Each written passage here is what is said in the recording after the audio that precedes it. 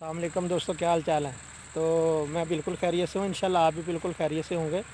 अच्छा दोस्तों, आज हम जो वीडियो बना रहे हैं ये भिंडी के सिलसिले में है। भिंडी की फ़सल कैसी है और ये कब कब लगाई जाती है। भिंडी की फ़सल जो है सीज़न में 2 दफ़ा लगाई जाती है और एक जो है इसका फरवरी में लगाई जाती है, जनवरी के एंड में, और फरवरी के स्टार्ट में वो अगेती काश्त है और उसकी पिकिंग अभी चल रही है। लेकिन ये फ़सल जो जिसकी आज हम वीडियो बना रहे हैं ये दोस्तों गंदम की कटाई वाली फ़सल है। देखें माशाल्लाह रंग बिरंग भिंडियाँ इसमें लगी हुई हैं। ये देखें ज़मींदार ने तोड़ भी ली हैं काफ़ी सारी। ये देखो ये कितनी मोटी भिंडी है। तो दोस्तों ज़मींदार से भी बात होगी और भिंडी के सिलसिले में इसकी बीमारियों के बारे में भी बात होगी। तो वीडियो को आप एंड तक ज़रूर देखिएगा, इंशाल्लाह बहुत मज़ा आएगा। अपना इसको ना एंड तक ज़रूर देखें आप बस, क्योंकि हमारी थोड़ी सी हौसला अफजाई हो जाती है और फिर नेक्स्ट वीडियो जो है हम मज़ीद जज्बे के साथ इसको बनाने की कोशिश करते हैं। तो आएँ जी भिंडी की तरफ आते हैं हम इंशाल्लाह। तो दोस्तों फसल जो भिंडी की है इसकी भी 2 काश्त होती हैं। एक तो जो है यानी कि फरवरी में काश्त होती है जिसे हम बोलते हैं सीज़नल और अगेती काश्त, और उसके बाद एक काश्त जो है गंदम की कटाई के बाद होती है। वो भी माशाल्लाह उसका भी अच्छा नफ़ा मिल जाता है। वो काफ़ी लेट तक चलती है बारिशों में, क्योंकि एक अच्छी स्ट्रांग फसल होती है। उन दिनों में खाने के लिए सब्ज़ियात जो हैं बहुत कम होती हैं। भिंडी भी मार्केट में अवेलेबल होती है लेकिन थोड़ी सी महंगी होती है तुड़ाई की वजह से। तो हम ज़मींदार से भी बात करेंगे। तो ये जो भिंडी आप देख रहे हैं ये लगी हुई है गंदम की कटाई के बाद वाली भिंडी, और अभी इसकी चुनाइयाँ जारी हैं और ज़मींदार बेचारा तोड़ रहा है और साथ साथ पसीना गर्मी और ये सब कुछ बर्दाश्त भी कर रहा है। तो अस्सलाम वालेकुम जी, क्या हाल चाल है। हाँ जी जट जी, घूमन जी, तबीयत ठीक ने। बस तुसी तोड़ी जो जी, असीं तुहानूं डिस्टर्ब तो नहीं कर सकते। आ देखो जी इन्हां माशाल्लाह दस्ताना पाया होया तो बेचारा कल्ला ही लगा होया तुहानूं भिंडियां खवाउण वास्ते। ते घूमन जी अजकल की रेट जा रहा भिंडी का जी, इधर दिखाओ तो सही सानूं, चेहरा मुबारक। भिंडी का रेट 200-250 रुपया।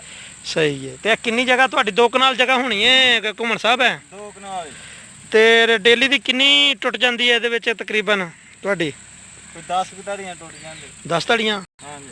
तो यदा मतलब है 2000 की दिहाड़ी लग जाती है थोड़ी जी। देखें ज़मींदार ने जी ये 2 कनाल भिंडी लाई हुई है तो मुश्किल काम है, लेकिन फिर भी सर जी किसी दी मजदूरी करन जाओ तो 2000 नहीं मिलता। 700-800 रुपये साढ़े वाल लेबर की दिहाड़ी है। तो इन्हें 1.5 कनाल भिंडी लाई है माशाल्लाह। तो जनाब 1500-2000 की सुबह सुबह दिहाड़ी ला लेंदा है। लेकिन काम बहुत मुश्किल है जी, लेकिन मुश्किल के बाद ही आसानियां ने। तो भिंडियाँ तोड़ रहे ने दस्ताने पा के। तो घूमन जी है गंद बड़ा हो गया बिच।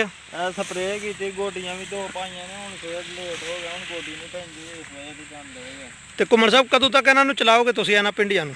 इन्हां नूं अजे तो रेट बरसात दे विच इहदा मेरा ख्याल है 400-500 तक इंशाल्लाह चले जाएगा। हाँ इंशाल्लाह जाएगा और हम इसको 80 तक रखेगा। 80 तक जी? हाँ जी। सही है। लो जी 80 का तो मैनू नहीं पता, लेकिन यह वे कि यह चलेगी तकरीबन नवंबर तक जी।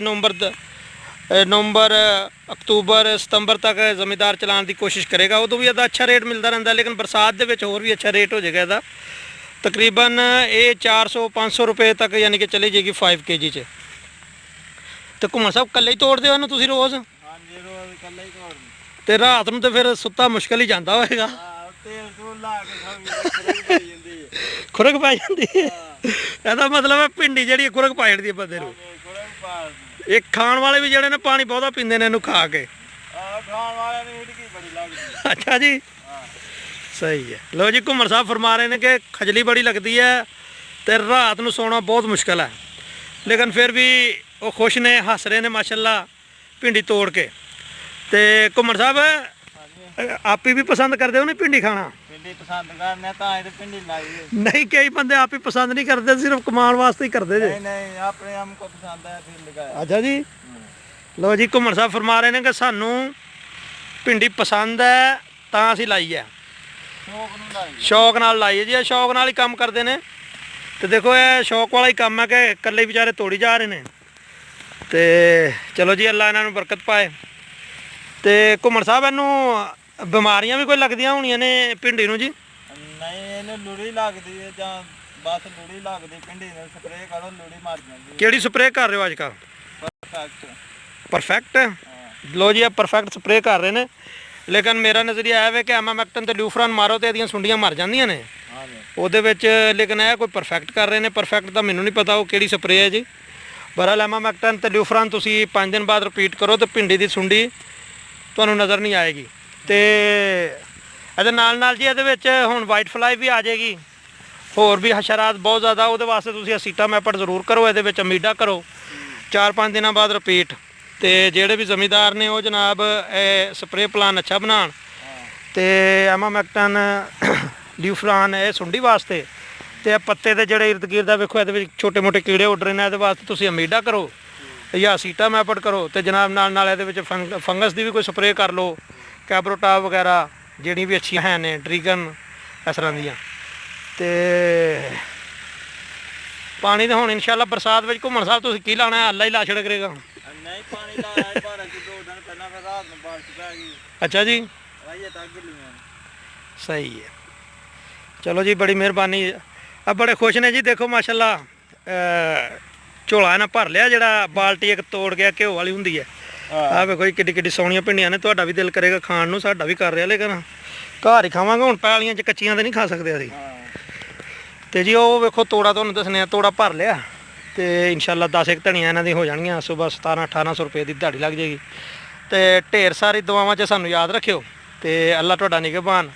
ਤੇ ਵੀਡੀਓ ਨੂੰ ਲਾਈਕ ਸ਼ੇਅਰ ਤੇ ਸਬਸਕ੍ਰਾਈਬ ਜ਼ਰੂਰ ਕੀਜੀਏ, ਕਰਿਓ ਯਾਦ ਨਾਲ ਜੀ, ਕਿਉਂਕਿ ਸਾਡੀ ਹੌਸਲਾ ਅਫਜ਼ਾਈ ਹੋ ਜਾਂਦੀ ਹੈ। ਤੇ ਬੜੀ ਮਿਹਰਬਾਨੀ। अस्सलाम वालेकुम, अल्लाह हाफ़िज़।